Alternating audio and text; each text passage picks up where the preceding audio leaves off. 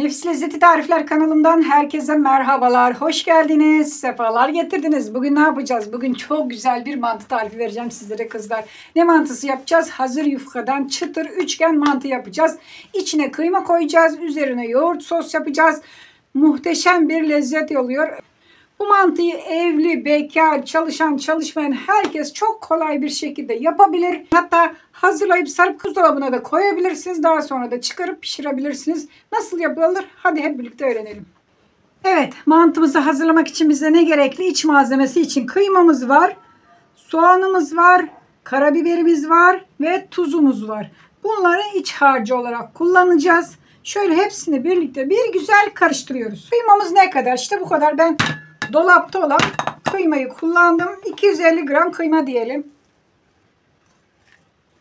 Şöyle kabımın içine kıymayı alıyorum. Üzerine bir tane soğan. Büyük baş soğan. Küçükse soğanlarınız 2-3 tane doğrayın ama büyükse bir tane yeterli. Bunu rendeledim kızlar. Rendelenmiş. Birazcık üzerine karabiber atalım. Lezzet versin ama çok da atmayalım. Herkes yiyemez. Şöyle göz ayarı biraz tuz. Bakın şu şekilde. Tuzunu veriyoruz. Şimdi tamamen bunu güzel bir karıştırıyoruz. Yoğuracağız. Hatta bu kabın içinde de yoğursak olur. Şöyle dökelim. Çünkü küçük geldi. Şöyle güzelce elimizle karıştırıyoruz.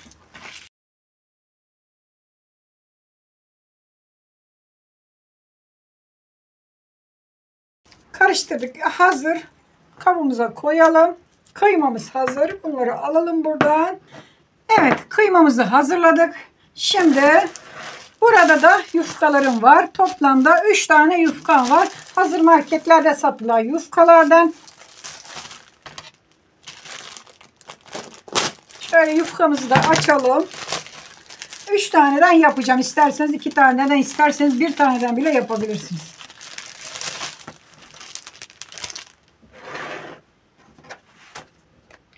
Gördüğünüz gibi bir tekli, 2 de çiftli yufkam var. Yufkamız bayağı da kocaman arkadaşlar. Bakın ne kadar kocaman. Ama günlük yufka değil. Gördüğünüz gibi paketli yufka. Şimdi ilk aşamada yufkamızı ortadan ikiye kesiyoruz. Tam ortadan şöyle ikiye kesiyoruz. Çok büyük olduğu için masadan dahi taşıyor. Kestiğimiz 2 tanesini kesiyorum. Diğerini ayırdım. Daha sonra şöyle üst üste bakın koyuyoruz. Gördünüz mü? Bu şekilde üst üste koyduk. Tam ortadan kestik. 2 yufkayı üst üste koyduk. Şöyle çevirelim. Yuvarlayacağız şimdi kızlar. Bakın buradan şu şekilde bak içe doğru katlıyoruz. Şu şekilde katlıyoruz. Bakın. Şöyle 4 parmak. Yani katlıyorsunuz. Bakın bu şekilde katlıyoruz. Katladık mı? Bıçağımızı tekrar alıyoruz. Katladığımız yufkayı şöyle bir ortadan keselim. Şurada dursun. Bunu da şöyle 2 parmak genişliğinde keseceğiz. Yani muska şeklini vermek için. 2 parmak, fazla geniş değil. Bu şekilde yaparsanız zaten hepsi aynı ölçüde olacaktır. Çok fazla geniş olmayacak şekilde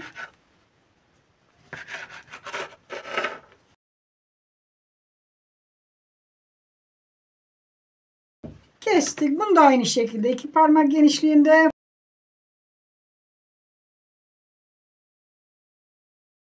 Evet, gördüğünüz gibi 2 tanesini kestik, hazırladık. Şimdi şöyle kenara alalım. Bir tanesini alıyoruz ve açıyoruz. Bakın bu şekilde. Toplamda 4 tane olacak. Çünkü ikişerli ya kızlar. Şu şekilde bakın 4 tane bir kestiğimizden çıktı. Şimdi hemen sarmaya başlıyoruz. Şöyle. Bak burası yırtık geldi ama olsun. Bakın böyle koydum. Kıymamı alıyorum. Bir çay kaşığını alıyoruz. Burada hazırladığımız iç harçtan şöyle uç kısımlarına koyuyoruz. Bakın bu şekilde koyuyoruz.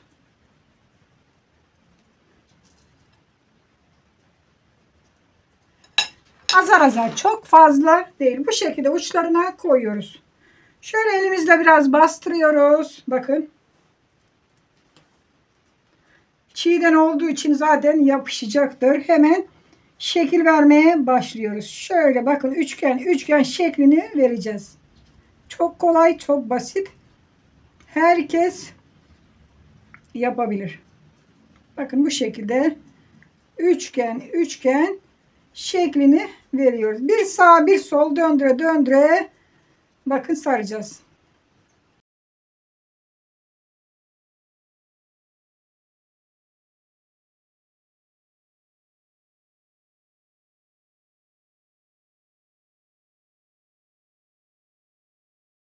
Bir kabımıza birazcık su koyuyoruz. Su, başka hiçbir şey değil. Bu sarmış olduğumuz üçgenlerin uçlarını şöyle hafif ıslatıyoruz. Bakın. Bu da yapışması için, başka bir şey değil.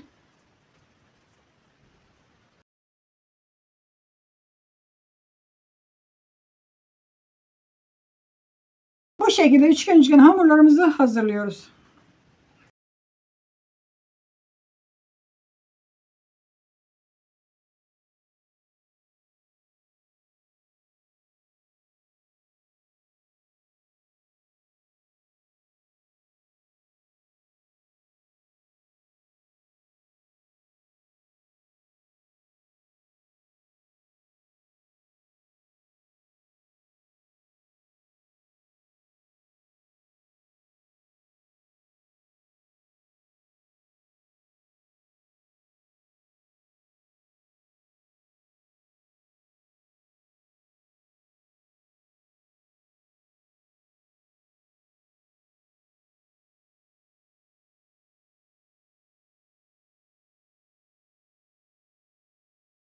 Evet, gördüğünüz gibi muska üçgen mantıları ben hazırladım arkadaşlar.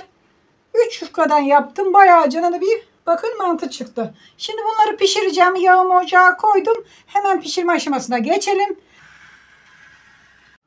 Ocakta yağımız kızdı.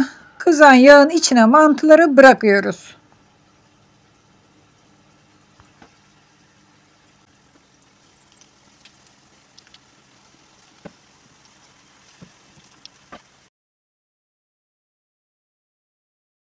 Şimdi kızarmasını bekliyoruz. Çok çabuk zaten kızaracaktır. Çıtır çıtır kızarmasını bekliyoruz. Şu anda kızarmadı henüz.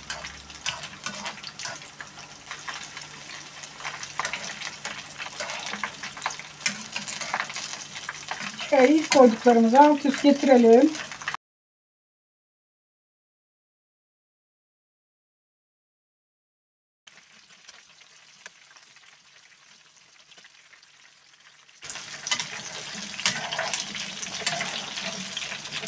Gördüğünüz gibi çıtır çıtır oldular şu anda. Çıkaracağım.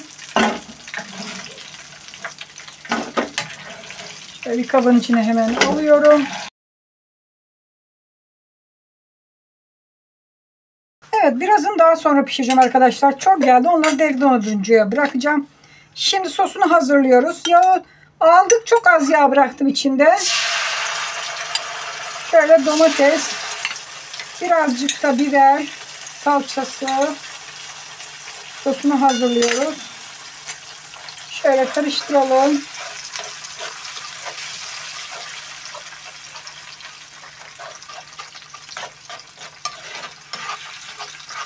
İsteğe bağlı kırmızı pul biber de atabilirsiniz de gerek yok. Çok az şöyle su. Çok az bakın arkadaşlar. Bir yemek kaşığı kadar su ilave ettim ki biraz açılsın kıvam. Şöyle onu da karıştırıyorum. Bakın tamamdır, bu hazır. Ocağımızı kapatıyoruz. Servise geçiyoruz. Evet, mantıları şöyle ortasını boşaltalım. Mantının orta yerini açtık. Buraya yoğurt koyuyoruz. Sarımsaklı, sarımsaksız isteğe bağlıdır arkadaşlar. Şimdi bir yere gidecekseniz sarımsaklı yoğurt yenmez, tabii ki de kokar. Rezil eder gittiğiniz yerde size. Şöyle orta kısma yoğurtu koyuyoruz. Üzerine de sostan vereceğiz. Yapıp hazırlamıştık. Şöyle bakın, yoğurtun üzerine biraz dökelim. Biraz da mantıların üzerine gezdiriyoruz. Süper oldu var ya. Şöyle acık şekil yapalım. Mantılarımız hazır olmuş oldu. Hepsini pişirmedim. Daha sonra pişireceğim. Çok geldi gözüme sonradan arkadaşlar. Mantılarımız hazır. Evet, mantıları yaptık. Tadına bakmadan olur mu? Tadına hemen bakıyoruz. Bakın üzerinde sosu, burada yoğurdu. Şöyle elinizle hiç çatal, kaşık bir şeyler aramayın. Çıtır çıtır. Süper. Sıcak sıcak.